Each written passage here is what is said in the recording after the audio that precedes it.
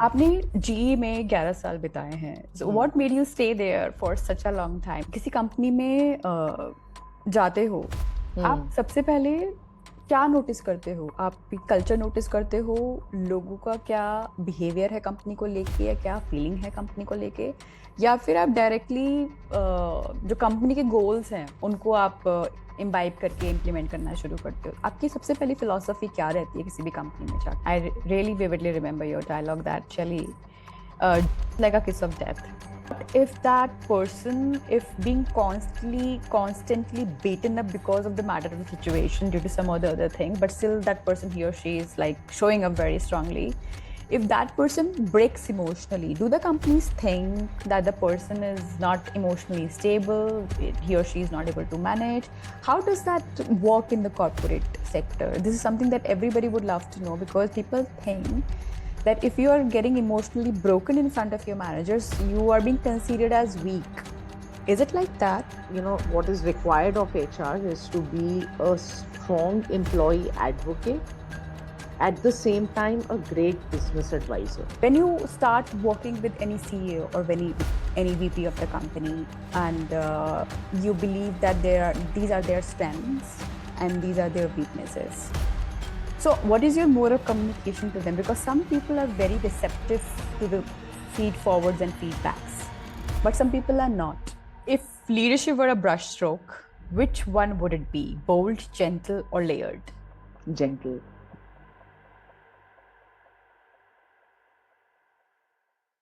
Namaskaram.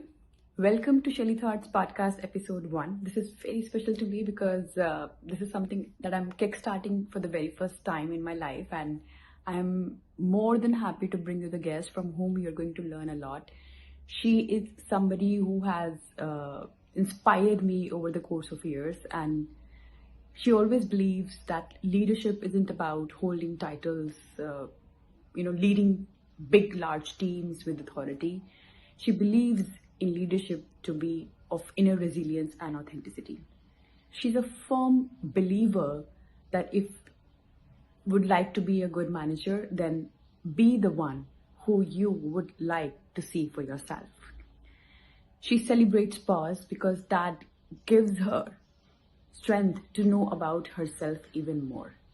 So in this episode, you are going to learn not only the corporate lessons, but also the spiritual lessons on how you can mold yourself to become a better version each passing day.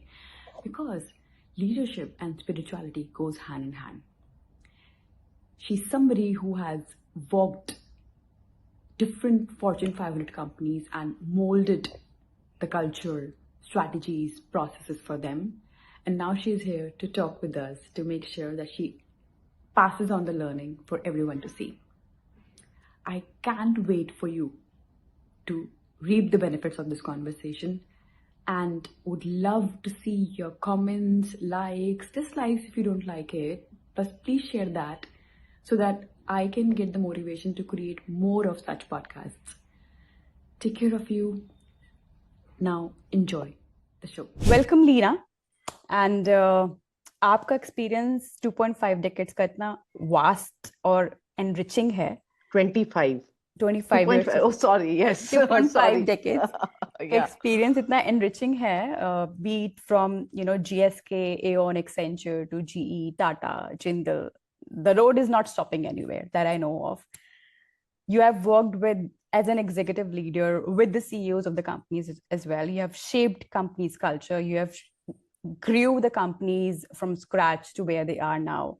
You have worked with people, you have worked in various arenas of HR, domain. आपके पास लोग guidance के लिए आते हैं and आपसे बहुत कुछ सीखते हैं. So I'm sure आपके भी कुछ गाइडिंग लीडर्स होंगे जिनसे आपने चीजें इम्बाइब करी होंगी अपनी लाइफ के अंदर. Yes.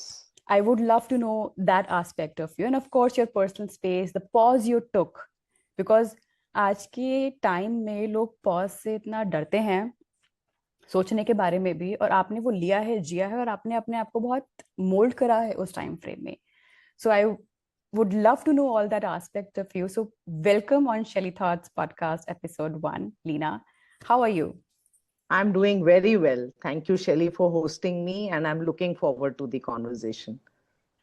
ग्रेट. सो लीना, जब हमने बात करी थी कि ऐसा मैं सोच रही हूँ करने का, एंड आपको पता है मेरे पास कोई फॉलोअर्स भी नहीं है, this is the first time I am doing it, and this is something I am really planning to build from quite a long time. हमने आई गेस अगस्त में बात करी थी, then I reached out to you in October, Leena can we do that, and you graciously said yes.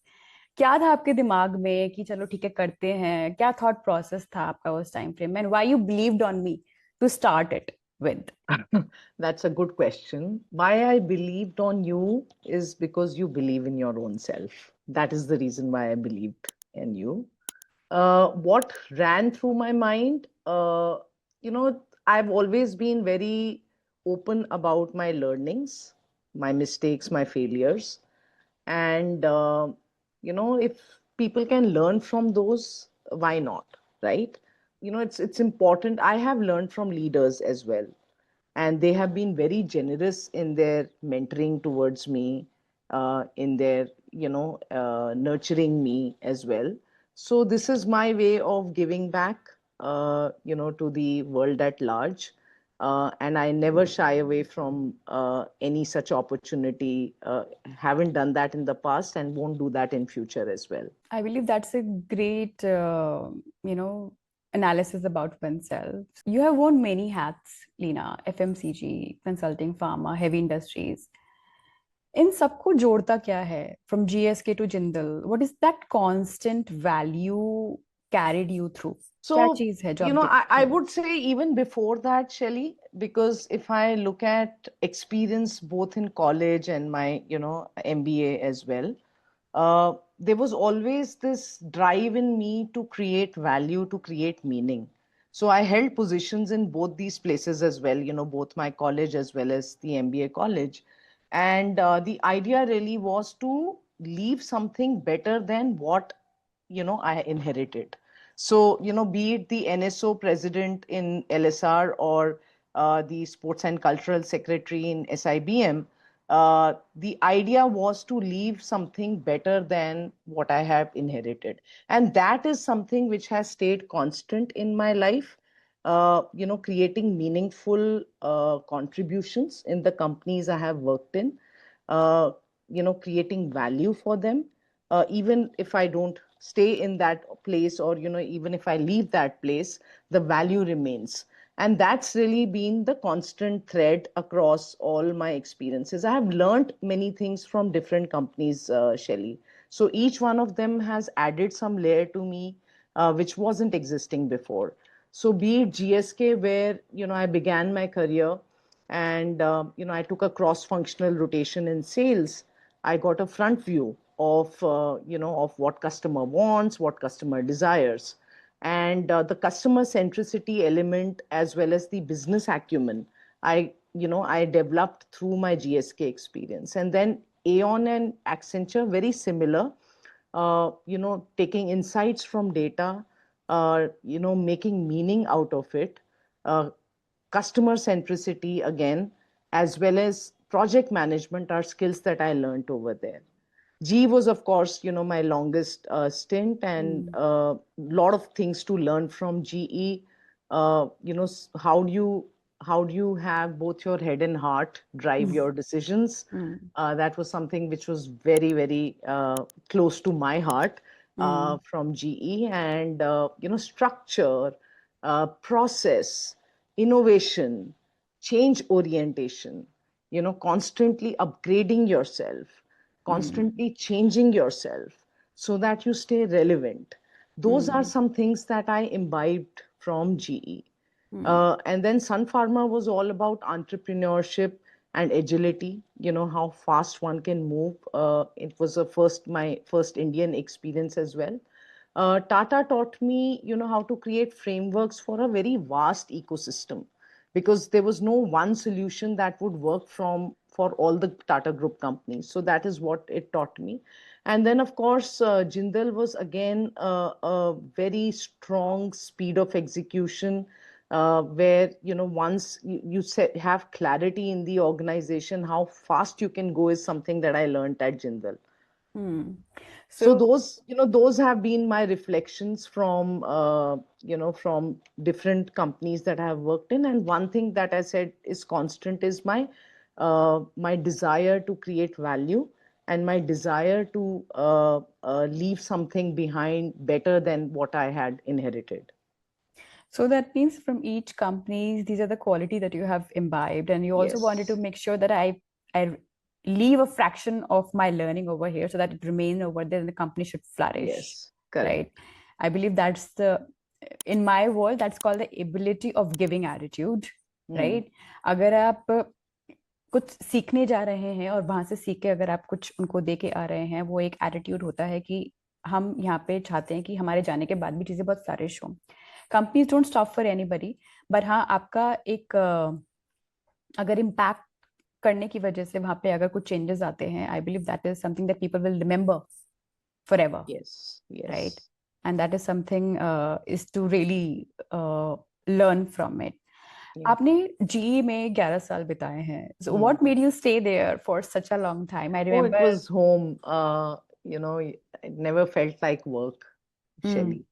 So it hmm. was, and actually, work, if you really do it well, when you put in your heart and soul into it, hmm. never feels like work, right? Hmm. And G was one place where I would say that, the kind of personality I am, it suited me absolutely perfectly. So hmm. you have to look at the culture of the organization that you're going into as well. And oftentimes people uh, do not give enough importance to the culture aspect. Hmm. But a culture match is the perfect place for you to, to stay, to grow, right? So that is hmm. one thing that was, I would say the highest resonance for me in any company was, in fact, in GE. No, it's a world-class institution, uh, very strong in creating leaders, right? Strong leaders to learn from. Hmm. A lot of my role models, I found in GE. Hmm. So, it's definitely an organization that I really, really cherish, that I have worked in. Hmm. So, absolutely agree with you. Thank you, thank you. And I guess वही connection है कि हम इतने time बाद भी हम लोगों ने बात करी and we immediately connected, and फिर Yes, बातें होते yes, चले गए, now we are here shooting today. yes. Great. I want to know, and the viewers also want to know, who is Leena and where are you from? आपकी, आप पैदा कहाँ हुए, बड़े कहाँ हुए, फिर आपने किस तरीके से डिसाइड करा कि मुझे एचआर इंडस्ट्री में जाना है, उसमें झंडे गाड़ने हैं, राइट? तो वो आपकी ट्रेजेक्टरी कैसे स्टार्ट हुई? if you can झंडे just let us गाड़ने हैं know. या नहीं ये तो नहीं पता, लेकिन I was born and brought up in Delhi, Hmm. and right till my graduate days I was in Delhi. So it's my postgraduate was from Pune. That was for a couple of years, and then my first assignment that I took also was in Delhi, right, which Hmm. was the GSK. I've stayed in different cities within India, Chennai, Bangalore, Mumbai, and Delhi, Gurgaon. So these have been places I have worked in. And what am I? I think I am a good human being. That's first quality that I would qualify. Um, a daughter, a mother, a wife, a daughter-in-law, a parent as well. Uh, Oh, yeah, so I have a golden retriever. He's 7 years old, and wow. brings a lot of joy to me. And I try to keep learning about life's philosophies, and understanding, how I can be better at what I'm doing. Whatever work I take or whatever endeavor I take, be it my own growth, right, as an individual, uh, I try to do it with full heart. And that's really what qualifies, as my trait, right? So yeah, that's what I would say about myself. ये बहुत ही simple trait है, good human being, but I believe this is something that we all have to learn. हम life में इतना आगे बढ़ जाते हैं, हम बहुत ज़्यादा क्वालिटीज इम्बाइब करना चाहते हैं, बट सबसे बेसिक चीज़ भूल जाते हैं कि how to be a good human being to Yes, us and to others as well. Because अपने लिए yes. भी अच्छा होना ज़रूरी है. Not constant beating up yourself, not constant telling yourself कि नहीं अच्छा ये अच्छा नहीं हुआ, वो अच्छा नहीं हुआ. अपने लिए भी अच्छा होना, दूसरों के लिए भी अच्छा No, होना. I used to do that a lot, Shelly. I feel that I was my biggest critic, Mm, and I don't go easy on myself if I make a mistake, if I do something which, as per my standards, not okay. mm, But over time and with age, I would say that I've started accepting that a lot more mm, about myself, and being kind to my own self, right? In addition to being kind to others. So, sometimes we are so driven, and, we are chasing perfection so much that, that's the standard you hold for yourself.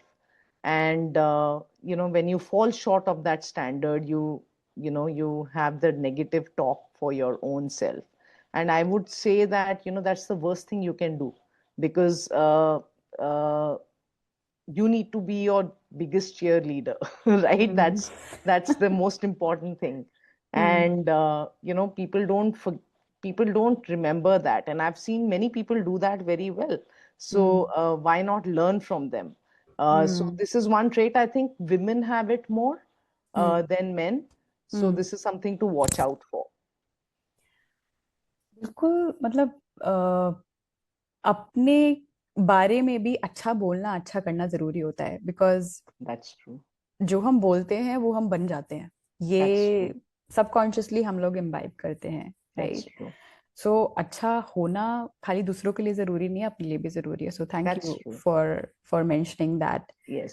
And जब भी आप किसी company में जाते हो, आप Hmm. सबसे पहले क्या नोटिस करते हो? आप कल्चर नोटिस करते हो, लोगों का क्या बिहेवियर है कंपनी को लेके, या क्या फीलिंग है कंपनी को लेके, या फिर आप डायरेक्टली जो कंपनी के गोल्स हैं उनको आप इम्बाइब करके इम्प्लीमेंट करना शुरू करते हो? आपकी सबसे पहली फिलॉसफी क्या रहती है किसी भी कंपनी में जाके? See, it differs from company to company, Shelly, because sometimes you are brought in to do some action right away, hmm. and you don't have that luxury of figuring out the company before you get into that action. Sometimes hmm. you are brought in for that hmm. particular aspect. So in that situation, you go with the intelligence which is given to you, saying that we know this will work. Hmm. Go do this for us, and hmm.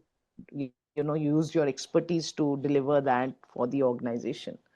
But in other situations where you do have time to kind of slide into the organization a little bit more gently, hmm. that's where the approach of listening to the voices of people. I'm in HR, so that's very important for me.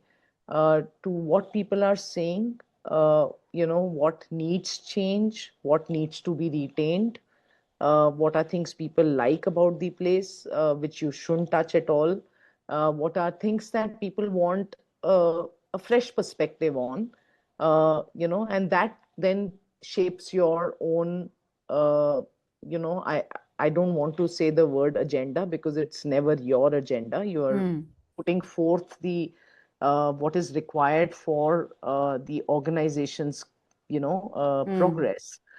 So you get informed by the voices that you hear from people. It could be leaders, it could be employees, uh, it could even be people who've left the organization who are telling you something which you need to hear.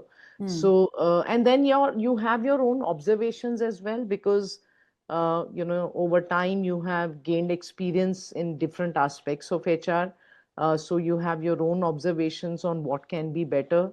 and what can create better experience for people.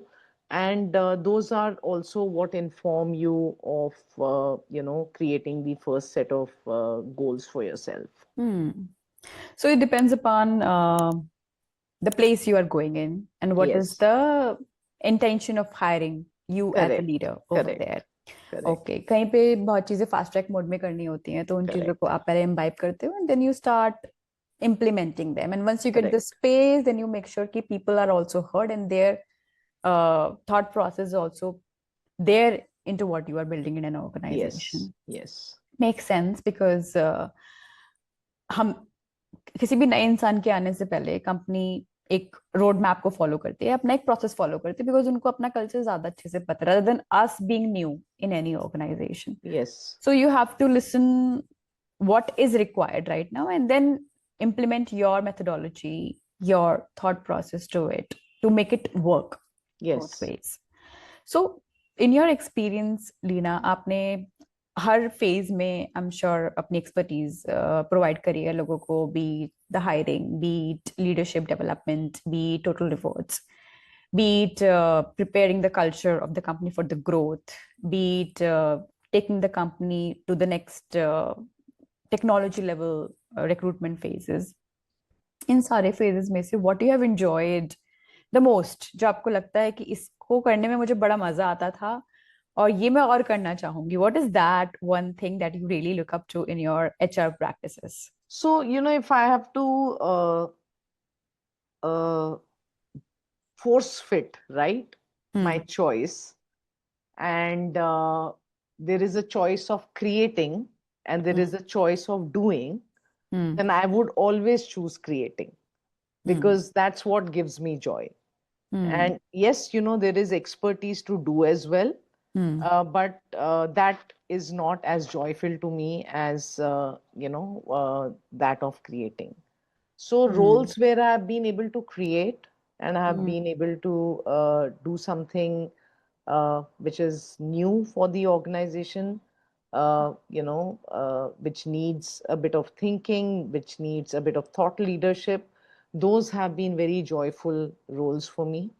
And where I had to just do and, just execute, those have been, I would say, less joyful for me than Hmm. others. Of course, there's a sense of achievement at the end of both, because Hmm. when you do achieve that.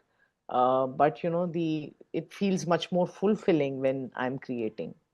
So creativity is what that moves you, Yes, right? absolutely. Ah, nice. So if you are creating something that gives you a feeling of self-satisfaction, of course, the transactional one also gives you self-satisfaction, but creativity is something that makes you feel whole, is what you Mm. really enjoy, Yes, right? yes. So in that case, have you been at a situation wherein you were not only given a chance, but you were given an opportunity to create something which the organization has never done it, and that was something you were doing it for the first time, and you were given a target. Okay, Leena, this is what we intend to achieve, this is our target, and we don't even have the roadmap. So Hmm. have you been in a situation where you Yes, had I to have been. create? So if you I can have been. share, if you can share So, something. this is in one of my, one of the organizations I worked in.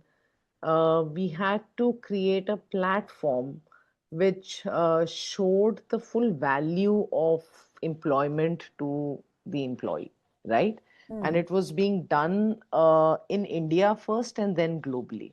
Hmm. So the roadmap had to be created in India first and then it had to be replicated globally. Hmm. So I really enjoyed that particular project because it really shifted the thought process of a transaction-based value, to Hmm. a overall value creation-based value, right?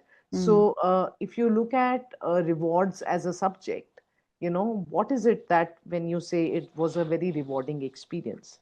When you say it was a rewarding experience, you are Hmm. talking about your career growth, you're talking about your learning and development opportunity, you're talking about your well-being in the organization, you're talking about benefits, you're talking about pay.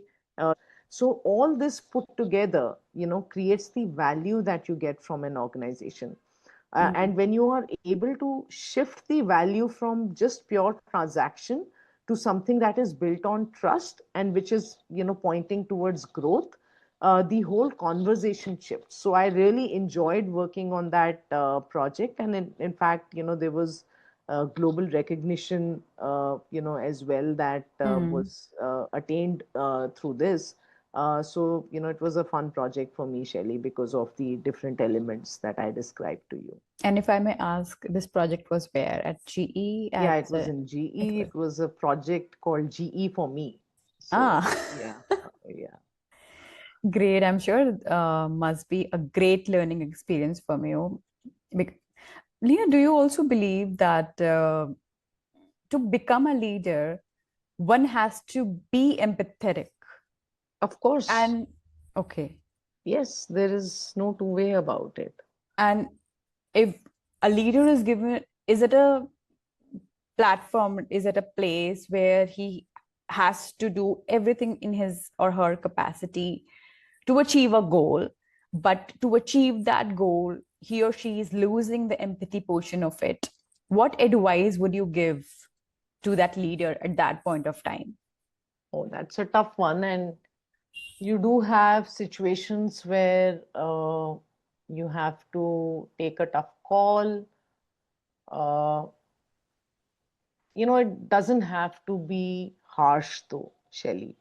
A Hmm. tough call doesn't have to be harsh. I think in such a situation, delivering it with uh, compassion, Hmm. uh, delivering it with thoughtfulness, uh, and understanding what it would do to the other individual, uh, and ensuring that the messaging is therefore appropriate.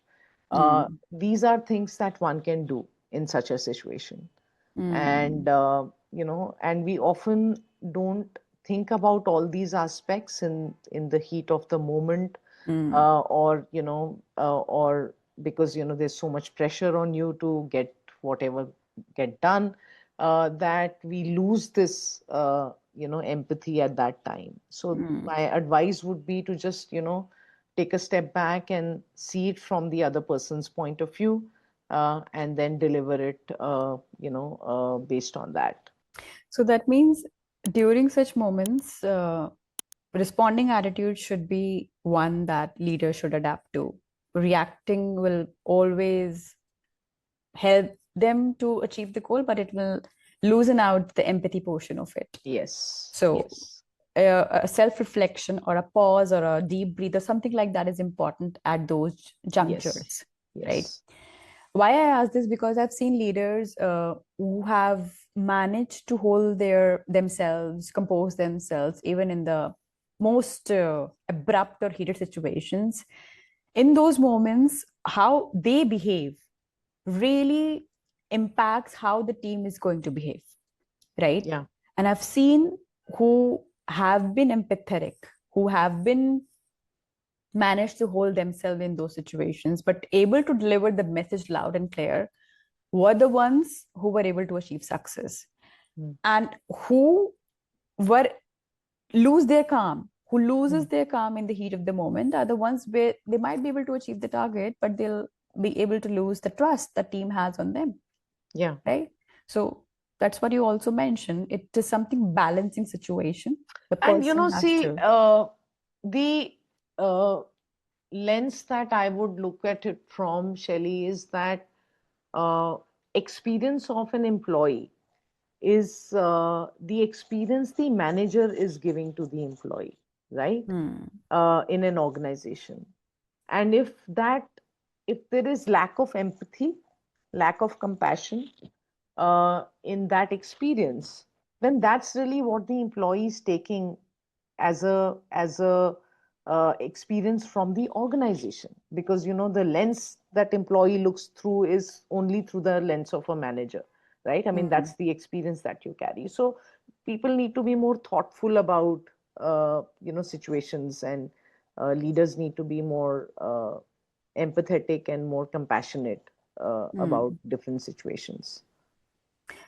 And I just want to know from you, in case there is an employee in your team, or if there is even a person who is at a very senior level position, he works with you, he or she works with you. They are great on the numbers. They have a go-to attitude to get things done, and they also have a ability to adapt. But what if that person, if being constantly beaten up because of the matter of the situation due to some other thing, but still that person, he or she, is like showing up very strongly.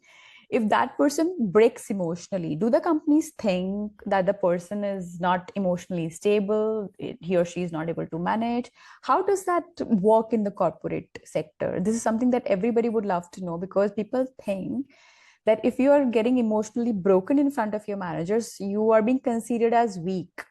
Is it like that? Or is it It's, the other way it's around? not just the company, Shelley. It is Hmm. how the society views. It is Hmm. unfortunate, Hmm. but it's true, right? That, breaking down, crying, uh, in my view, is showing vulnerability. Hmm. Uh, and that needs courage when you do that. Uh, uh, but, because it's seen not in a positive light, it is Hmm. something that people tend not to do in the workplace, and that Hmm. that puts a lot of pressure on Hmm. and stress on the individual, because let's say I'm feeling that emotion, I'm suppressing that emotion, because of how it will be perceived in the organization. Then I'm taking away from the authenticity of me, right? Hmm. And I'm not being, there's a mask I put on in Hmm. front of others, right? Hmm. And that becomes very stressful. Why is it that there is so much stress in the workplace today? It's because you are constantly pretending what you are not. Hmm. And and that really is a very, very, very tough ask, if you ask me. Hmm. And so I would say that organizations need to be more open to different kind of emotions and not label it as not okay, okay. When we talk about inclusion, Hmm. inclusion truly means inclusion of all emotions. I'm not saying Emotion. that people need to be emotional at work. That will Hmm. not also work. There is a certain sanctum that you have to have in the workplace. Hmm. But at the same time, when somebody is feeling overwhelmed, and there is an expression of that, there needs to be uh, kindness towards that situation, and then Hmm. calming that person down and then moving forward with that. So Hmm. see, anger is another way of expression, right? Hmm. People do get angry at work, and that is never seen, that's also not seen positively, Hmm. but it's not seen as You're bad weak. as crying. Huh. Yeah, Hmm. right. Hmm. So why? In my view, anger is a worse emotion, Hmm. because it impacts others also, right? Hmm.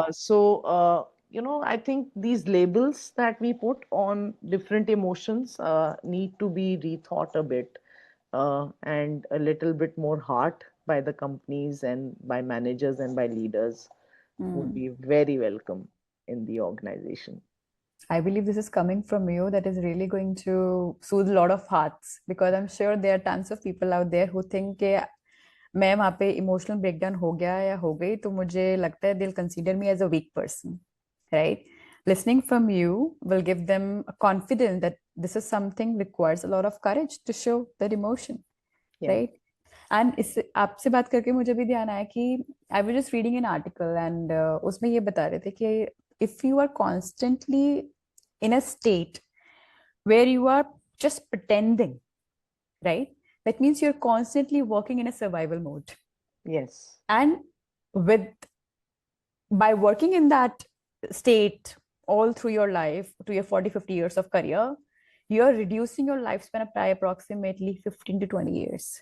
So that means this is something that people need to learn, organizations need to learn, that empathy towards all kinds of emotions is required if we want to have flourished workforce going forward. So it should not be seen as a vulnerability.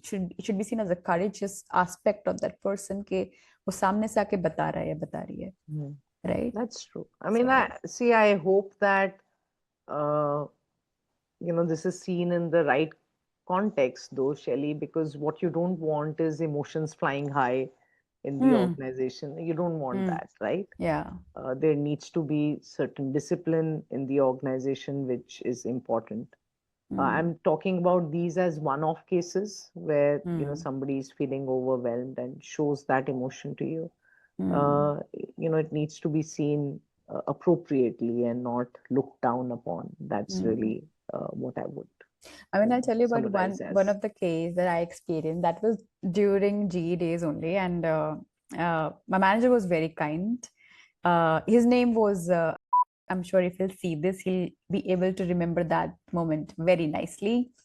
So GE was going through a major transitions. Oil and gas prices were like going down. So काफी time तक increments भी नहीं हुए थे. And I was so passionate about my work at that point of time that I didn't even thought कि ठीक है इसके बारे में सोचना भी है क्या. तो कुछ टाइम के बाद फिर increments हुए and we were sitting on a one-to-one with each other and he gave me a number. And I was not expecting that number. I was so heartbroken that my voice shivers a bit. He immediately told me my number. It was very nice considering the performance. But that moment, if somebody else would have been in a situation, would have taken that otherwise. But he took it very lightly, and he really mentioned this, that it's okay to express how you are feeling. Yeah. Right. So there are people who acknowledges the such moments, and they know how to manage that.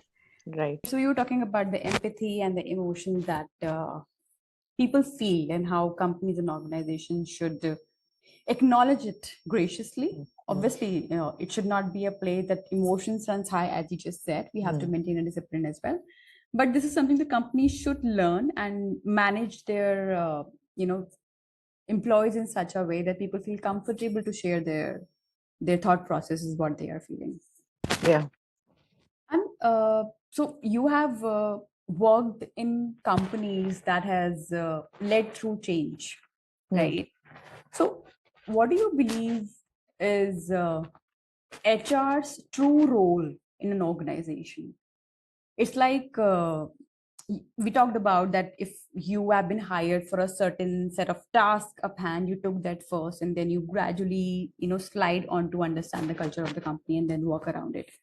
But what do you believe is one line, if you have to tell about the HR role in an organization, what would be that one word or one sentence from you that you believe that every person who is aiming to take that profession, or who is aiming to go higher in their roles moving forward, what is it that you believe that one should imbibe and should learn from day one of their career start, or whoever is it, even if the person who is 15 years of career ahead or 20 years of career ahead, what is it that they should not leave behind from your side? So, I mean, if I have to say it in a very succinct manner, the HR, what is required of HR is to be a strong employee advocate, at the same time, a great business advisor, and also is seen as a change agent in the organization, which drives change. So these are, absolute must-haves in an HR person, which is, a good employee advocate, a great business advisor, and a great change agent. Because they're working both ways. They're working from the employer side as well and from the employee side as well. They have to understand both aspects of it. Yes. It's crucial. Yeah. And whenever because you have worked with many leaders, right? When you start working with any CEO or with any VP of the company, and you believe that these are their strengths and these are their weaknesses. So what is your mode of communication to them? Because some people are very receptive to the feed forwards and feedbacks, but some people are not. So how do you navigate that situation if you come across to work with a person? You are the HR for the business. You are heading their whole entity of India or globally. And if you have to give them a feedback, which is you believe is not very receptive to the person, how would you manage? How do you manage that situations? आप उस time पे क्या सोचते हो कि इसको मैं किस तरीके से navigate करके बात बताऊं ताकि ये काम भी हो जाए और See, when problem भी ना you हो? have worked with a person, you understand various nuances of that individual, right? So you are able to tailor make your conversation with that individual based on your understanding of that individual, right? So waiting for the right opportunity, you know, putting it across in a manner that will be understood by the individual. These are some skills you develop over a period of time, and this is what comes in handy, when you're giving inputs like this. And is there any case or anecdote that you would like to share where? Not really. I mean, each leader had their own way of communication and receiving communication. So there's no big anecdote that I have, but Mm, if the input given to the individual is coming from a good place, which is with a good intent, it will mm. always be received well. Intention has to be good. That's Yes, the yes, key takeaway that one should yeah, learn yes. from it. And so we talked about your personal life, where are you from, how you have navigated through the companies, what you take away from it, what you believe in the concept of giving attitude Mhm. towards the company and towards in your personal life as well. Then what made you decide to take a pause at the very high note of your career? Like, what goes into your mind that, okay, let me take a pause and let me sit and decide what will be next course of action, or not even course of action, it will be like a pause that I want to take. What was there in your mind? Because this is why I'm asking this, because there are many, many, many people who really want to take a pause, but they cannot take it because the thing of not being able to get the new role goes into their mind, or the thought of not See, being these, able to start. and that's a Yeah. valid thought because it is a valid thought, Shelly. I would Mm, not take away from that. But for me, I think it was not planned, really. mm, It just happened. mm, It was time, space between, one job to the other. mm, And it started like that for me. mm, And then, with more conscious thought going into it, uh, it became more deliberate for me as well. mm, Because, at that time, uh,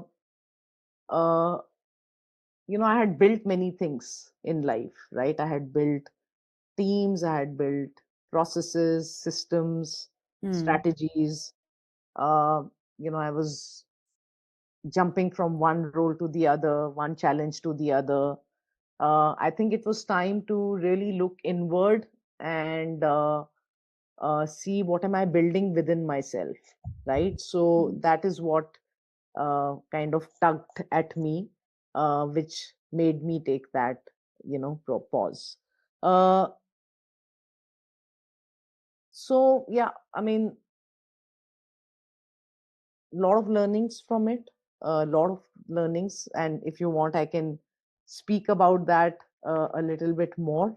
Yeah. But the thought really that went on is to uh, build from within, within your own self, and get yourself in alignment. I call a very important alignment is for your mind, body, soul, and heart to be in sync, right? Mm, When it goes off alignment, you're in tremendous stress. But when you are in alignment, you're in the flow of things. So, finding that zone where you're in flow of things was important for me. Hmm. So you were chasing, or I would say you were aspiring to have that mind, body, heart, soul Alignment. balance is Yes, what you were yes, looking at. yes, yes. And if you can just share something that what you did during that time, if you went onto some journey, you traveled, because I understand you love traveling, you are music and poetry enthusiast. So what exactly were the things that you loved doing it? Was there any experience that you have envisaged at that point of time that has really made you feel fulfilled? If you Yeah. can just So, share. yes, I traveled a Mm, lot during that time. mm, I counted to something like 80 cities I have been to, right? mm, In a single year or less, in about 1.5 years. And more importantly, these are places that I saw. I saw life through the lens of what I saw there, not mm, through the lens of a corporate individual. mm, What matters in life, what really is happiness, the meaning of happiness to individuals. Uh, and, it was also a time to really uh, look at my own self and listen to my own self, right? It was a time to listen to my own thoughts, the patterns that I had built over a period of time. And, what happens is when you go through life, be it from your personal standpoint or professional standpoint, there's feedback coming to you. mm, And the feedback sits with you, and then you do something about it because we are all action oriented people. mm, So I had, taken on very adaptive changes, to based on inputs given to me from the environment that I was in, and that I think needed a bit of undoing, Shelley, and that was my first realization that I had become who perhaps I was not born to be, right? And these adaptive changes created a level of conditioning that came into me, and that needed an undoing, and it really, really was important for me to pause and see where I needed to let go of things that were not serving my highest good, right? mm, So that is pretty much, what I experienced during that time. And I think if I have to say the crux was not to, not to see success as something that you achieve, mm, but how you are and how you live. If you define success through that lens, can I be what I am, without these expectations of, the image, the social image, the ambition, the achievement orientation, without all those, fancy words, who you truly are, can you live your life like that? So mm, that's pretty much, what my journey looked like. And I think the hardest part, Shelley, was to uh, look at yourself in a very non-biased, unbiased uh, way, right? Without your ego. mm, When you do that, uh, you see things, you see areas where you need healing, where you have to let go of hurt, where you have to forgive, people or situations that mm. have been, significant in your life. And, and that's how you develop a strength, which is a quiet strength within you, which is the strength of the soul. And, those were things that I focused on totally during my break. That's great. And that means it's like knowing yourself, knowing your inner self, like go Yes, deep within. That will yes, help you not only unlearn the learn part, but also learn something which you have never even tapped before, correct, correct. right? So where have you traveled in those? Like, which are the places which you really have enjoyed and which you believe कि यहाँ तो मैं दोबारा जाना चाहूंगी? Like, what are those places? So, I think my biggest discovery during this time was my connection with Shiva, Hmm. and uh, I have done all Jyotirlings, Hmm. and I have also done Panchbhuta Mahadev. These are temples in the south, which are Hmm. around five elements, that Hmm. exist in the universe. Lot of favorite places, not one. Uh, I think the one where I really, really felt a very strong connect was in Rameshwaram. I've been there three times, so Hmm. that's really one where I really felt a very strong connect with Shiva, and I have learned a lot about him, about his personality, about what he embodies. And, when you're a devout of Hmm. any god or divine, Hmm. uh, the idea really is to imbibe those, qualities in yourself. Hmm. And, that's really what I learned during those days. Great. And this is to share with you. Yesterday, I went for a spiritual trip with my family, and I was at Diogad. Hindi में इसको Deoghar Oh, बोलते हैं. okay. And Baidyanath. Baidyanath. और वो plan नहीं था because हम Yes. गए थे जैन स्पिरिचुअल ट्रिप के लिए शिखर जी. And Hmm. वहां जाके पता लगा कि यहाँ तो देवघर. ज्योतिर्लिंग है. हाँ. Correct. Correct. And we went there, कुछ अरेंजमेंट हुआ तो किसी तरीके से गए. ज्योतिर्लिंग के दर्शन नहीं हुए बट शक्तिपीठ भी है वहां पे माता Correct. का. तो Correct. शक्तिपीठ के दर्शन हुए, ज्योतिर्लिंग पे बाहर से पूजा करी हम लोगों ने. बट वो मेरे लिए एक ऐसा एक्सपीरियंस था कि मैं आपको बता नहीं सकती because this is my third Jyotirlinga. And जो सोचा भी नहीं था. गए Hmm. थे शिखर जी की यात्रा करने जो अपने आप में बहुत डिवाइन है और बहुत टफ है. Like Hmm. 27-28 किलोमीटर्स का पूरा पहाड़ चढ़ते हैं and पूरा 20 तीर्थंकर वहां से मोक्ष गए हैं. वो किया. और बस मुझे लगता है बाबा को बुलाना था तो उन्होंने करवा दिया एंड हम सारे देवगढ़ पहुंच गए और वहां पे उनके दर्शन हो गए. तो Yes. लगता है जब उनको बुलाना होता है वो मैजिक कर देते हैं कुछ That's भी, true. That's जिसमें true. दिमाग में था ही नहीं कि यहाँ पे ज्योतिर्लिंग है. मुझे तो बिल्कुल नहीं पता था. राइट. एंड हम जा रहे थे तो ड्राइवर टोल्ड अस कि आप बैद्यनाथ क्यों नहीं जा रहे. हमने कहा ये क्या है तो उन्होंने बोला ज्योतिर्लिंग है. वो लाइक ओके. फिर कनेक्शंस बनते चले गए बनते चले गए बनते चले गए. And then I was there yesterday afternoon over there. Okay. तो मैंने सोचा था Wonderful. मैं आपको बताऊंगी आज कि Wonderful. I got to see him. Yes. Just we were shooting this podcast a day I have before. a very funny experience from Baidyanath. So, the incident that happened, Baidyanath is a super crowded place. And, the area leading to the Garbhagriha is very small. There's a small door which is there. So when I went in, it was really crowded in the sense that, I had a camera with me.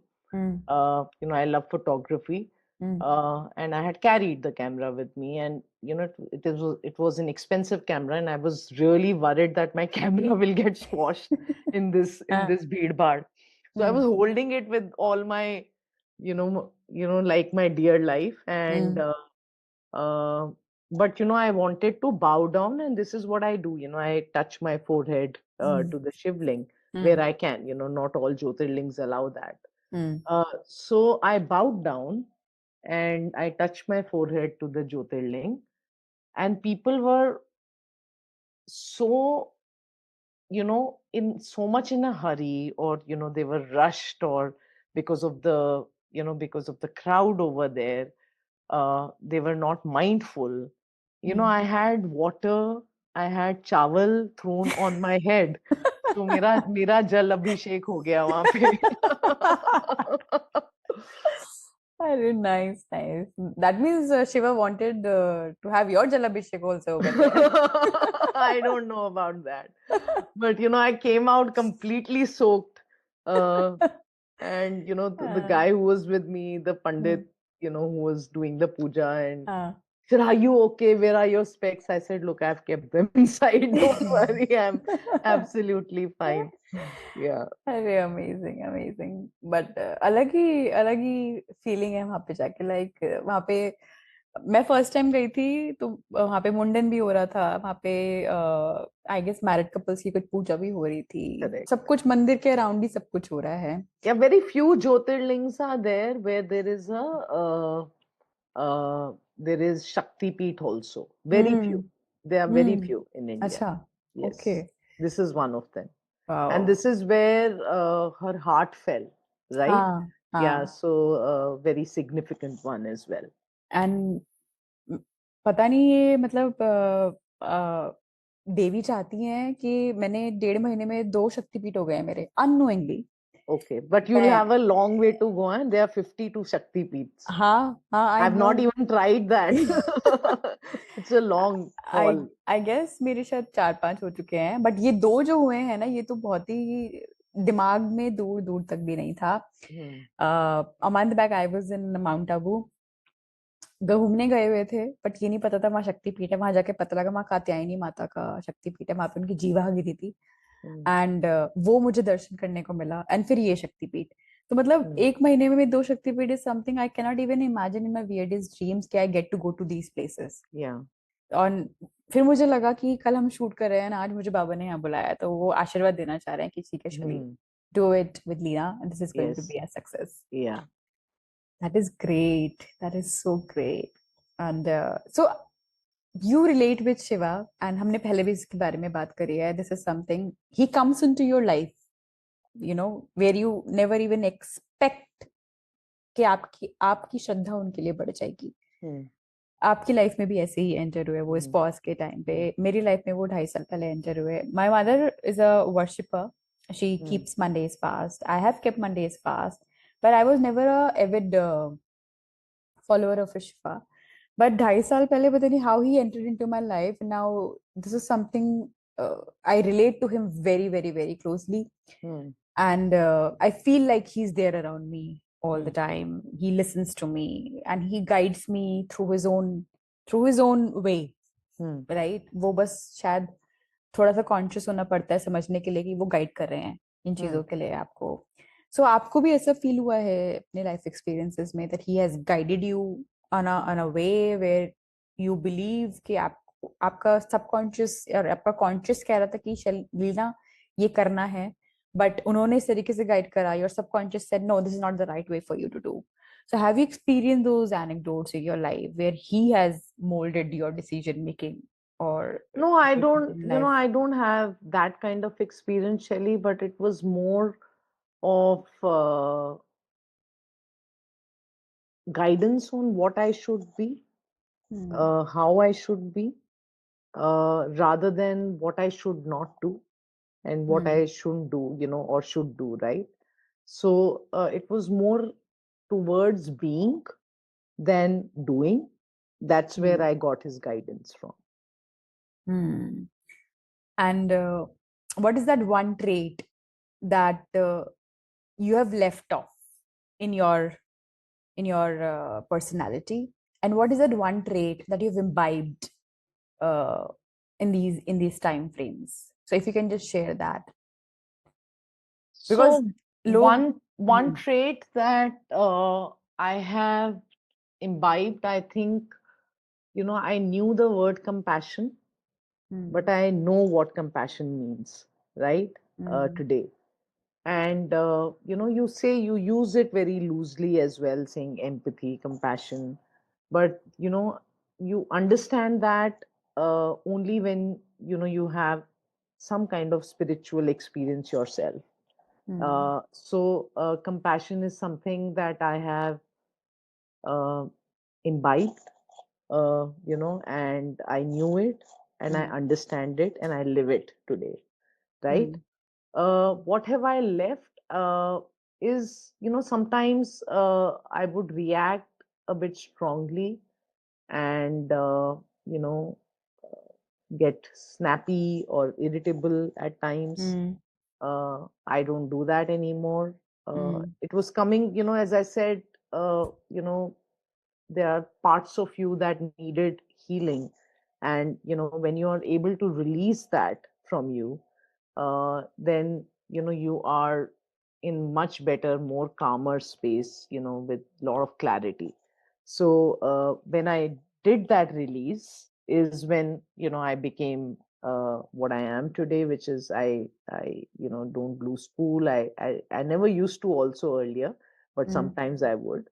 And yeah, that's something that I have shared. It's like leaving away the reacting mode and going Yes. more into the responding mode or imbibing, Yeah.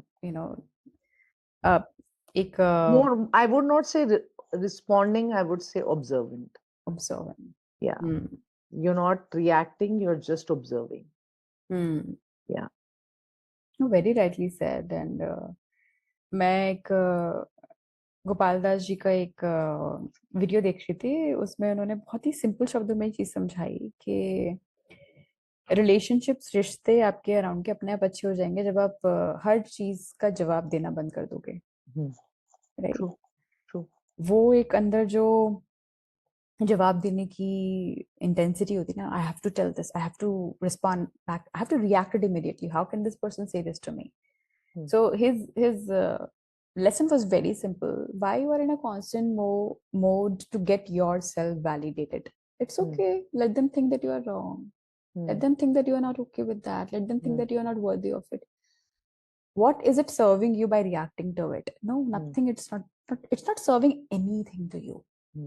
So learn to be observant, which you just said, right? Sometimes allow the things to flow.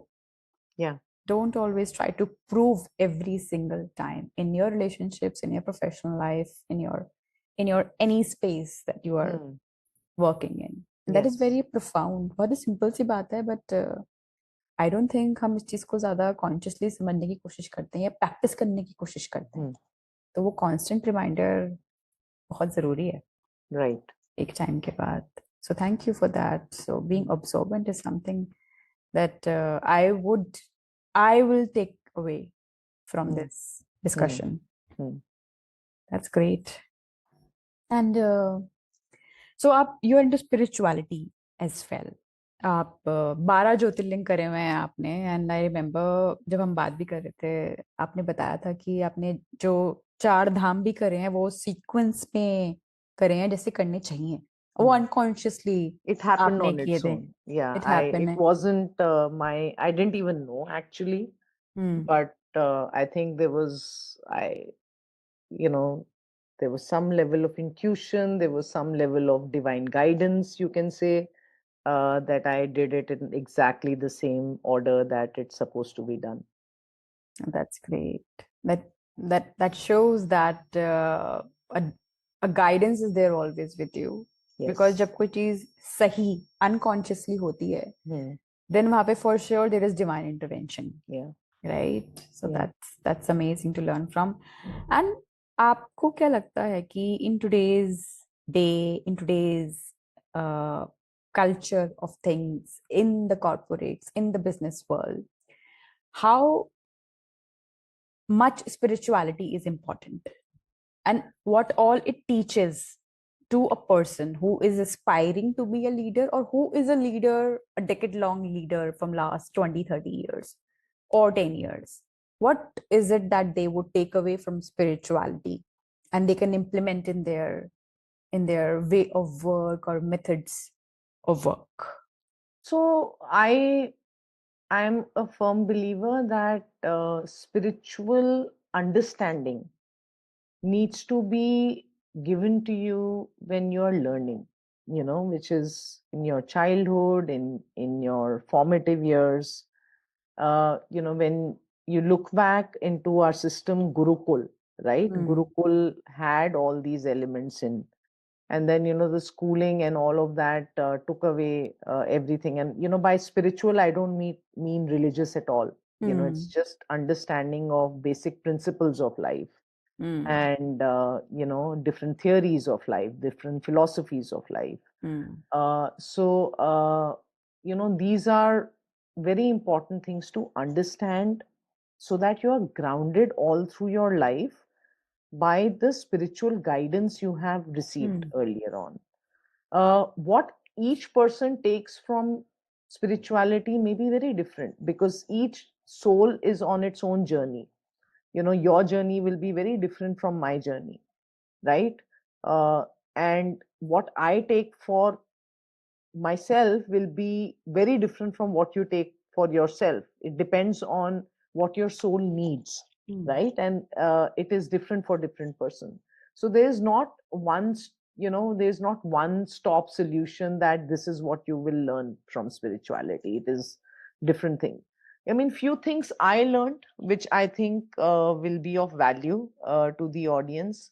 One was that not every situation needs a response, right? I mean, we just spoke about it, that you can be observant, Mm. and sometimes you have to give space. Mm. When you give space, things evolve on its own, and sometimes even better than what you could imagine themselves, it to be. Mm. So instead of jumping into things and trying to fix something, move into action, sometimes you have to let things be the way they are. And, it will evolve on its own. And it sometimes becomes much better than what you had thought initially. So this has been one great learning that I had.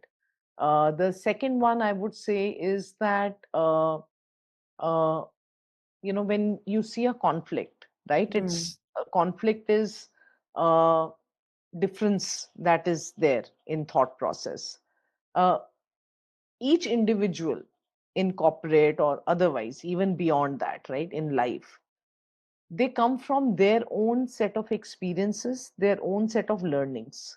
So Mm. everybody has a different thought on any subject, right? Mm. So you may have a different thought, I may have a different thought. When you are speaking with me, you have certain thought playing in your mind and you're speaking with me. When I'm responding to you, I have a certain thought playing in my mind and I'm responding to you.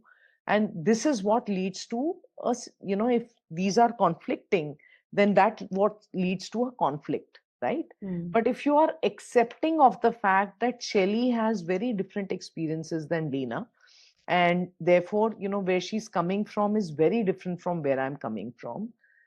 So I may not agree with her, and she may not agree with me, Mm. but we understand that there are differences in perspectives of both of us. You're able to meet the common ground a lot easier than you would otherwise. Mm. We get trapped in our own egos in conflicts, and that's where the conflict becomes bigger than what it should be. This is the second learning I've had. The third one, is relating to the response I gave around conditioning.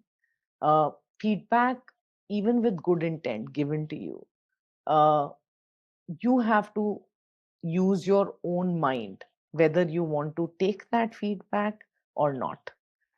If the feedback leads to your evolution, for something better, something good, absolutely use your wisdom to go ahead in that direction. But if that feedback leads you to be away from who you truly are, or what you truly are, then use your discernment and do not go forward and embrace that feedback.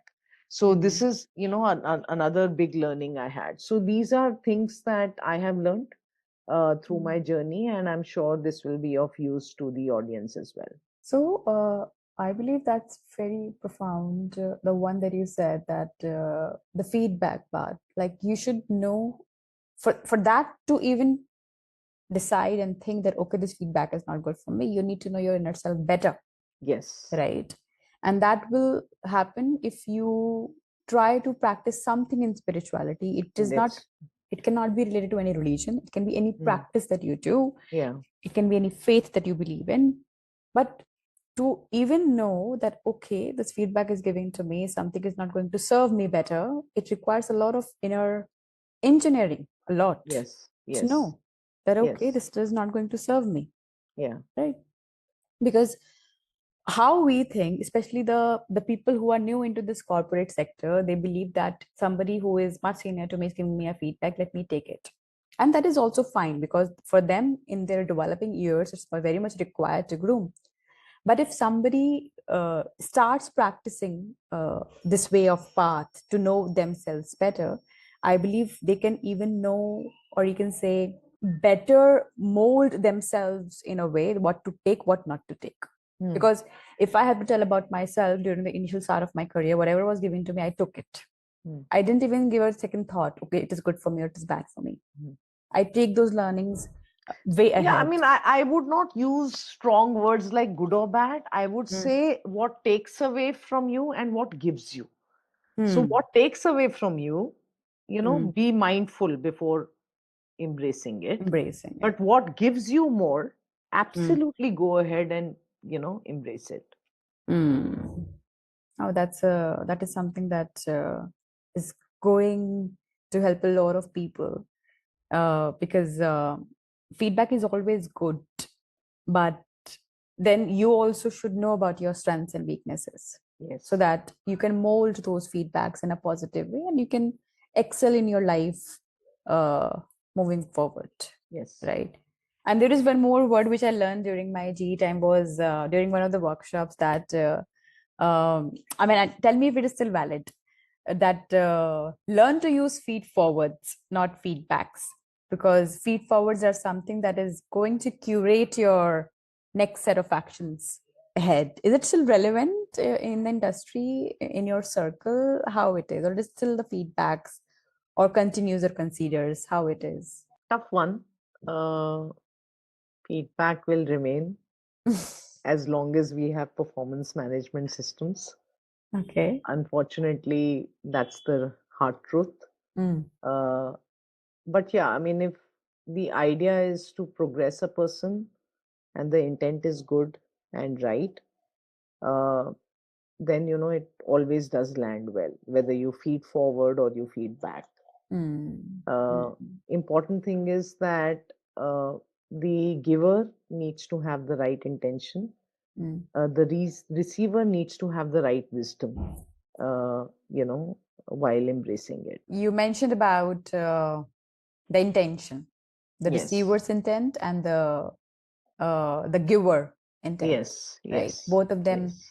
needs to have an attitude to take what is best from them, Correct, from that correct, conversation. correct. That's very much required. I want to understand from you that in today's era, what is that one thing that companies look into whenever they want to hire a leader, whenever they want to hire a person who is at a mid-level senior management or a fresher? In all three aspects, if you can break it down, what is that one thing that companies look into? Of course, when they're hiring for senior leadership role, there is a set of traits that they look into that person should have if they have to run the organizations. But what are the non-negotiables that company do not compromise whenever they decide to hire somebody? If you can just Very, put very in tough words. to answer because each company has its own set of criteria. And it's not one, that one can say that these are things that uh, one looks at and, what looks into before hiring a person. Uh, Very difficult, Shelley, to give one answer to that because each company works in a different manner.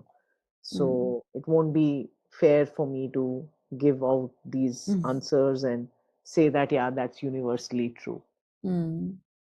But there is no, I get that. There is no one answer, because every company has their own set of alignments, their own set of rule books.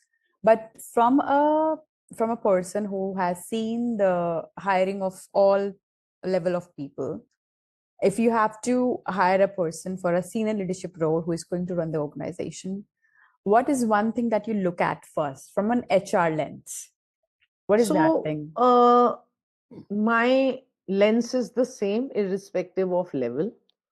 My lens when I'm looking at an individual to come into an organization is the attitude the person brings in. And, you can change a lot of things. You can change skills. You can change behaviors, but attitude is something which is very difficult to change. So I assess largely in that area, and that is the biggest element that I look for. So even if the person probably is coming from a very different background, very different skill sets, Yeah, the and if the attitude is what good, makes or breaks an individual. because that defines them who they are, Yeah, exactly. right? So great. So attitude is something that people should make sure that they have the right. I would not use the word right, but the set of attitude that helps them serve better, Yes. right? Great. I believe that's a great takeaway for the people who are watching this. And this is something, it gives a reflection about oneself as well. Hmm. So, and in an organization, uh, if the company is going through shifts, like in today's day and era, we have lived both lives. We have lived work from home lives as well. We have lived work from office lives as well. What is your takeaway from that? Should the work culture should be back to office, or it should be like hybrid, or it should be if the company can work remotely, do you believe they should adapt to it? Or do you believe it should be like the previous before the COVID times? Some companies used to cherish flexibility, like where we have worked. But if you have to define in today's stage, do you believe the company should be flexible in their working arrangements, or they should be like back to 9 to 5 jobs? How it should be from Leena's lens? My own preference is to work from office. That is my own preference. I think it brings focus, and it also helps you kind of, when you come back from the work, you're kind of cut off from the work, physically, right? So it's a good way to kind of get back into your own zone as well. Sometimes flexibility is good, especially if there are situations that you have to take care of at home. And those are the situations in which flexibility should be given to people. But my own preference would be work from office. Office. But you also mentioned about the flexibility. So companies should have the provision to have a Yes. flexible work And they culture. had always, I mean, most companies had that provision. Why I ask this, because I've seen some companies who uh, do not believe in providing flexibilities as well. It may not be possible. For example, if it's a purely manufacturing setup with 70 to 80% of the employees working from a manufacturing setup, right? And there is no flexibility that can be given in that kind of setup. So maybe it's not fair in that setup to give flexibility to corporate-based employees. Because the rest of the organization is working at site. So it depends again on company to company. It depends on the overall context of the company as well. See, we hear these trends largely from IT setup, technology company setup, and we think it is a general, trend for rest of the world, because these are mostly highly seen organizations in any in any nation. But there are different requirements in different companies, so one rule will again not apply across the board. But you prefer to have a work from office because you like to have the separation from work Yes, when you are yes, at home, so that you're not correct. thinking constantly about the work. That's I mean, your. it's very difficult not to, but yes, to the extent possible, you should do that. But there are some people like who had to travel a lot from their place to the workplace, right? There are some constraints they cannot move to the city. Do you believe that companies should adapt a flexible culture therein, because they are spending like 4 to 5 hours on the road, and this really leads to loosen up the efficiency that people have in the morning. So do you believe companies should have flexible work arrangements in such scenarios for such people, or for such set of rules can be made that they can work on a hybrid made for some days or some not? So do you agree with that statement, or do you believe it should not be like that? I think it's case to case dependent, Shelley. Hmm. Uh, I also am of the belief that flexibility needs to be earned Hmm. and shouldn't be a entitlement, right? Hmm. So it is case to case. You can't have a broad brush approach saying, if people are coming 2 hours away from where I am, then I'll give flexibility, and those who are staying nearby should not be given flexibility. I don't think that's a fair approach also to take. Great. I mean, that means it's about balancing Hmm. the company's alignment towards flexibility. It depends upon where they can give, where they cannot give, and it Hmm. should be unanimous to the employees. Hmm. That matters. Uniform to the employees. Uniform to the employees. Yeah, yeah. Okay. And in your 25 years of experience, there has been a lot of learning and development that companies invest in Hmm. the employees. How much has changed from when you started to now in terms of imparting such kind of learning to the people? Has it changed drastically, or is it like same classroom trainings people take, then they go back, implement, and they go about their work? Is there any No, it's change changed. in? It's changed significantly, and because there is digital learning which is there, Mm, that learning is at your pace, mm, and it is not as difficult as it used to be to get people together. You can, if it's like a 2 3 hour module, you can get on a Zoom call and do it, right? mm, So it's given, the technology has really made it easier for imparting knowledge and skills to employees in a much easier manner than before. So it's gone through a sea change, for sure. mm, Yeah, from the time mm. I started to now. And so a lot of change has happened because digitization is something that has seeped in our lives, and Hmm. with now there is a massive shift is happening across the globe with artificial intelligence, AI is into the picture. A lot of people are losing their jobs as well, right? Because the jobs which AI can do are now redundant, so people have to upscale themselves. Hmm. So, be it HR, be it any function in sales, commercials, procurement, supply chain, logistics, how do you see this shift is happening across all these domains? Do people need to be worried, or need to keep an adaptable behavior around it to upskill themselves so that they can make sure that their livelihoods are intact and their growth is also intact with it? So how do you see this AI shift from your perspective, and what would you guide to the people who are really worried about AI being into the picture? Because some are embracing it, some are going about it, but some are really worried as well. So, what Hmm. is your takeaway, or what is your thought process to it, Leena? If you can just shed some light on it, people will take those learning out of it and can benefit out of it. So, AI is here to stay, whether we like it or we don't. Hmm.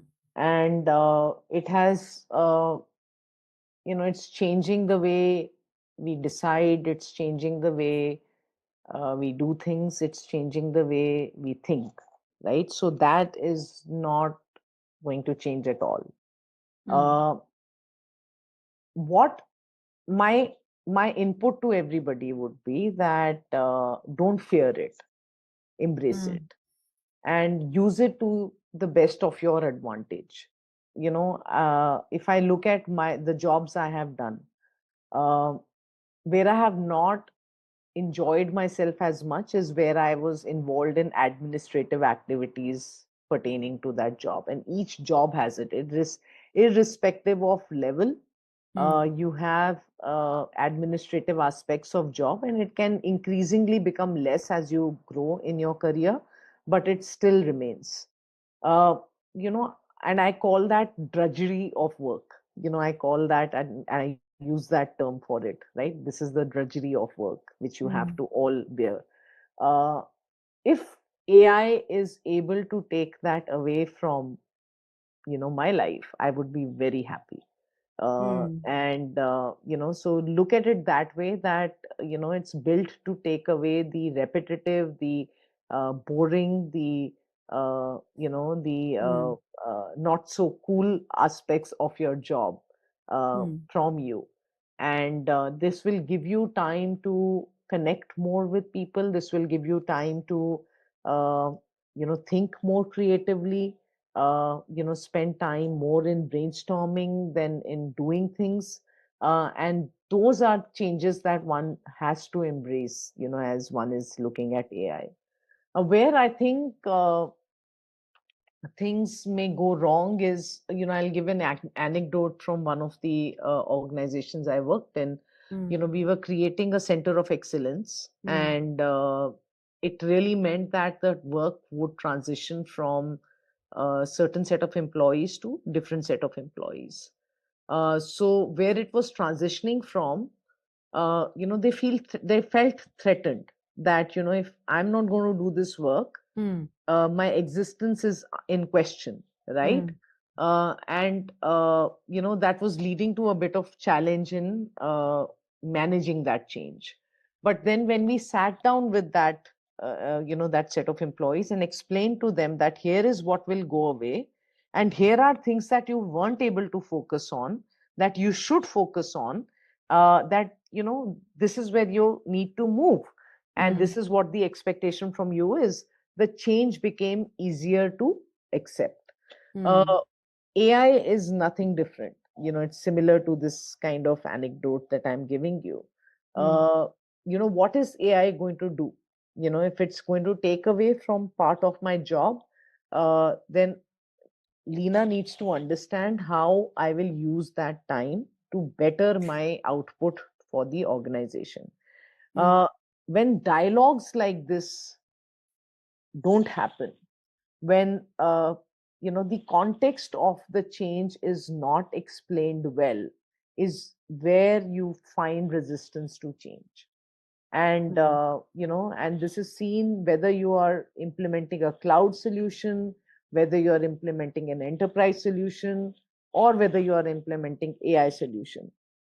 The problem is the same, that I Mm. feel threatened, and I feel that I will, what will I do, right, if I don't do this? It used to take Mm. 70% of my time.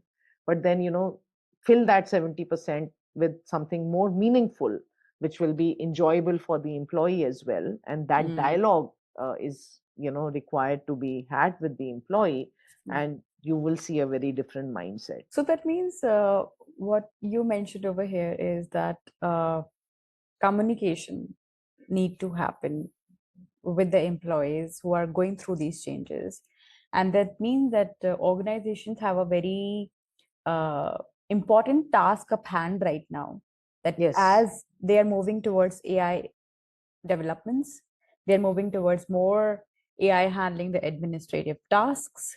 They need to make sure they empower employees to channelize their strengths in such a way that they are ready for the next set of roles. yes, So communication is really very much required over here to happen, so that people yes, don't fear it, they embrace it consciously yes, and they enjoy yes, it as well. yes. So do you use any particular app which you really like using and which you believe that has really helped you in your day-to-day tasks? Day-to-day task, I think only Chat GPT. I love it. Uh, Uh, so it's pretty much my go-to tool mm. for many things. And even the simplest of searches now, of course, there is Google Gemini, which Mm. just when you work on Google, you will I experience experience Gemini it. as well, Mm. right? So these are tools that, are very handy. Mm. I've tried my hand at creating songs, creating lyrics, Mm. and that's been fun too. So I'm Mm. still editing images, creating videos from the Oh. images. So I have been trying to try my hand on various tools available.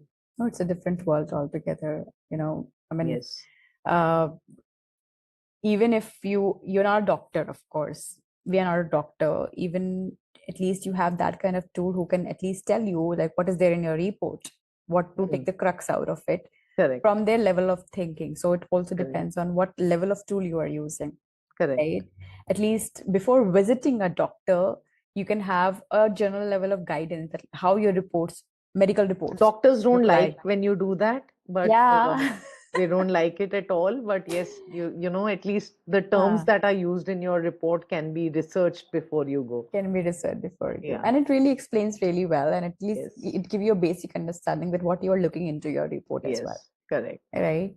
And that's really very profound. And you rightly mentioned, I also personally like using ChatGPT more, or Gemini more, Google Studio more, than going onto the Google for the searches, Yes, because yes, that gives me a deeper level of explanation, and I can easily question in the prompts and question in the provided data as well to define my research as well. yeah. I've So used Perplexity as well.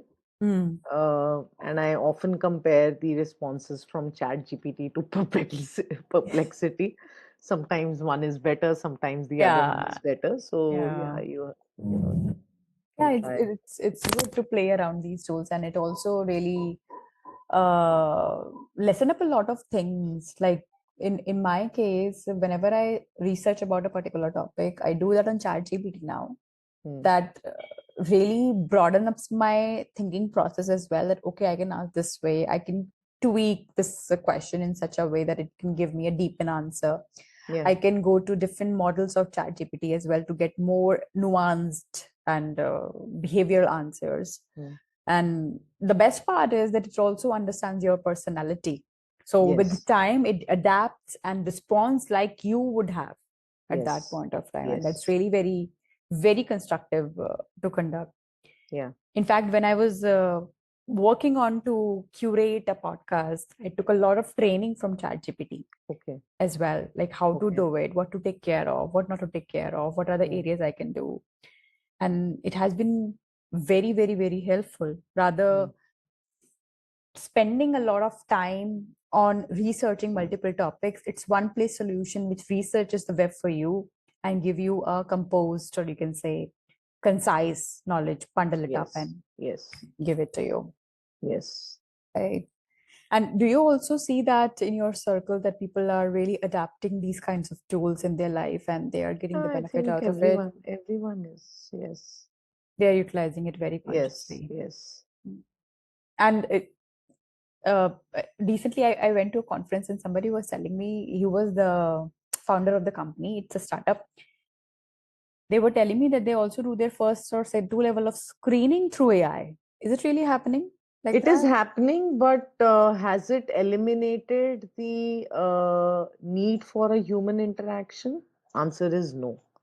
Okay. So you do it as an additional step rather than a replacement step. Mm. And, the proof of the concept is yet to be seen, I would say. Mm. Mm. So if I have to understand it better, so human Hmm. intervention will always be there because it's about the human element that understands the attitude of a person or behavior of a person. But do the companies, like for example, if AI is interviewing a person, they thrown up set of questions, people answer that, they record it, and they send to the hiring person. So if the answer is not matching up to the mark, so the recruiter or the hiring leader immediately rejects the candidate, or it's like they give a second thought to it to review the application once again. How it is? I won't know the answer to that specific question, Shelly, because again it depends from company to Mm, company. But what I do know is that the first set of interviews are not uh, taking uh, it to the next level. You still have another set of interviews, which is the HR interview that happens on top. So this is mm, what is happening across. So has it replaced all the recruiters? Maybe screening, the initial 15 minute of screening that somebody used to do. that has got replaced. But Hmm. has it changed the interviewing thought process? Answer to that is yet no. That's interesting. I mean, that's the future of work, and that is something that we all have to imbibe. That is the go-to thing that one has to learn Hmm. from it. Should be the takeaway Hmm. from it. Hmm. So, Leena, want to understand your you. We have talked a lot about the professional aspect of it. We have understood your spiritual journey. We have understood what are your takeaways from that and how people can implement that in your leadership style as well, because that is something that really mold the way that the leader performs, or that the CEO or the executives perform in an organization. What does Leena, now I want to know more about you, and want to understand, what does Leena do in her free time? What do you really like doing? Do you like listening to music? Do you like, you also mentioned about the poetry as well. What is it that really gives you joy doing it, that keeps you like, okay, this is my time and I don't want to trade it for anything? What is it, that one thing? So, I mean, if I see what I focus on, it's my fitness. Hmm. What I see that I focus on, it's in giving back to the society. Hmm. So, be it working in an NGO or the practice that I follow, where, you're not just practicing for yourself, but also for others. Hmm. Right? So, those are things that fill up my time. Uh, I love listening to music, and through music, I love poetry as well. So I like to listen to meaningful songs rather than songs which have no meaning at all. Right? Hmm. So that's my connection with poetry. I love to paint. I am an amateur painter. I use paint by numbers technique to paint. Hmm. So that's something I love doing. And when I'm traveling, uh, and I'm in nature, I love photography as well. I'm a landscape photographer, you can say. Not many opportunities are there in Mumbai. You can only capture the sea as much, right? You can't keep capturing it every day. Hmm. So yes, those are things that kind of make me alive. Oh, that's great. So you mentioned about the fitness, and what is it that you do that you just cannot miss it from your schedule?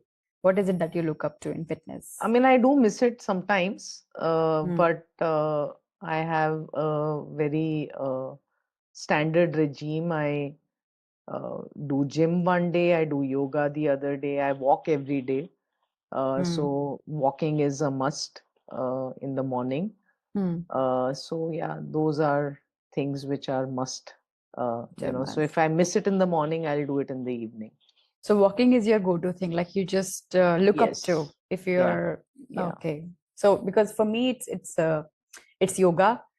And initially, I thought that okay, 4 days is enough. But now, with a lot of time I've spent into it, I feel like that I should do it every single day. That is Hmm. something, my water for me. Hmm. If I'll not drink it in the morning, I look up to drink it in the evening. Yeah. So this is something that I look up to. And is there any diet that you follow? You're any particular things you take care of, or you just you're like, okay, eat whatever you want, but you just need to make sure keep your mind clean. Oh, that's a loaded question then. Yes, you need to keep your mind clean, and for Hmm. that, you need to eat good food Hmm. and not have too much tamasic food, right? Hmm. Uh, I, uh, I eat light at in the evening. I eat early, so I don't have a lot in the night. My breakfast is good. My lunch is good. Hmm. The evening one is very, very light. Hmm. And that's been the case for many years now. I uh, don't consume a lot of sugar. It's only with tea that I Hmm. do. Hmm. And I don't have any other sweet thing. I'm blessed not to have a sweet tooth. Let me put it that way. So yeah, those are things that I take care of in my diet. That's great. That's good you don't have a sweet tooth, because if the one who has, like me, I try to cut down my sugars and try to cut down white sugar absolutely. But at time I really struggle. If I'm Mm, at home, I can make with jaggery or with dates. It's good for me. But if I'm outside, then it's very difficult. And then I have to really teach myself that, okay, Shari, you can take a bit of it, then it's okay. And mm, it's a constant teaching that I've learned with time, that even if you mm, have eaten something which is not serving your body, it's okay. Because mm. usually previously I used to really beat up myself a lot that you should not have eaten that or that. But now I've learned that with food also you need to have a relationship in such a way that it should serve your body, whatever it is. So Yes, even if you're taking something tamasic or rajasic, or you can say something which is not helping your body, bless it, because then it will serve you yeah, also. But if yeah, you will cuss it, it will not serve you at all. yes, that's true. That's what I've learned with time. Eat And mindfully. eat mindfully. And Yes. I believe my husband has a greater role in that, teaching me that you should Mm, don't be obsessed leaving sugar or leaving dairy. Be mm, mindful of what you eat. yeah, yeah. That is the key. Great. It was amazing experience talking to you, Leena. I believe we have walked through your life, and I personally tried to learn from you a lot, from your spiritual spaces, from your pauses, from your corporate life as well. This is something I'm sure that people is going to really enjoy a lot. But before we wrap this up, we have a quick fireside chat which talks about the tone, calm, and slow and reflectiveness. Mm-hmm. So if it will be very fast, so Okay. you don't get the time to think Think. about Okay. it. Okay. What's one word that defines your inner peace today? You're taking time. Compassion. Compassion. Yes. A color that describes the season of your life. It will always be blue. Blue. Yes. Nice. If leadership were a brushstroke, which one would it be? Bold, gentle, or layered? Gentle. Gentle it is.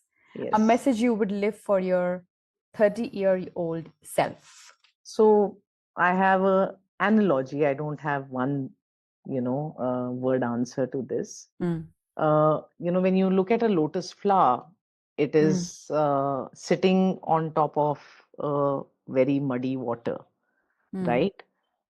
So one needs to be like that, like a lotus flower, unsullied by the mm, murkiness of the world, mm. and be that pristine all the time and not get influenced by the muddy water that lies beneath. That is what my advice to myself would be. Wow, that's very profound. I believe Yes, a lot of people can relate to it and understand it very easily, right? yes. Don't just focus on what is around you, focus Mm, on yourself and how you are going to yes, bloom forward. correct, correct. Great. So thank you so much, Leena. It was amazing experience for me. This was the first episode that we shot today, and I believe and I have a very strong feeling that we are soon going to meet in person, and positively we are going to shoot this physically Okay. somewhere. Let's hope for the best. Look forward to that. Thank you so much for that. And this is Shelly Thoughts episode 1 podcast with Leena Sahijwani. Thank you so much. See you next Thank time. you.